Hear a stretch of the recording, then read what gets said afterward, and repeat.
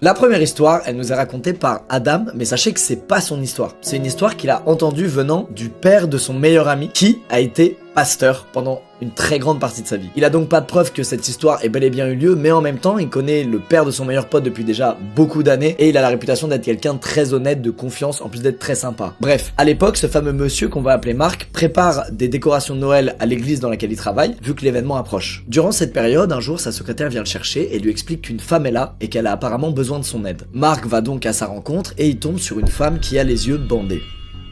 Et cette femme, en entendant Marc arriver, elle se jette dans ses bras et tout de suite elle lui demande si c'est bien un homme de Dieu. Il lui répond que oui, c'est un croyant et qu'il est le pasteur de l'église dans laquelle elle se trouve, et immédiatement elle se met à genoux et elle se met à remercier Dieu de l'avoir guidée jusqu'ici. Elle explique que le diable essaye de l'attraper et que le seul moyen qu'elle a pour s'en protéger, c'est de ne pas savoir elle-même où elle se trouve. Sinon, il pourrait la rattraper. Il lui demande tout de suite son nom et elle lui dit qu'elle peut pas le lui donner puisque si elle le prononce à voix haute, le diable réussirait à la retrouver. Il lui demande ensuite où elle vit et elle lui répond qu'elle sait pas, avant de lui demander immédiatement si elle peut rester à l'église. Là, il commence à se dire qu'il se passe vraiment un truc de grave puisqu'il a aucune info sur elle, elle veut pas lui dire quoi que ce soit. Et donc il lui demande comment elle a fait pour atteindre l'église. Elle lui répond qu'elle est venue en voiture et que le diable n'a pas pu l'attraper parce que des anges lui ont indiqué le chemin jusqu'ici.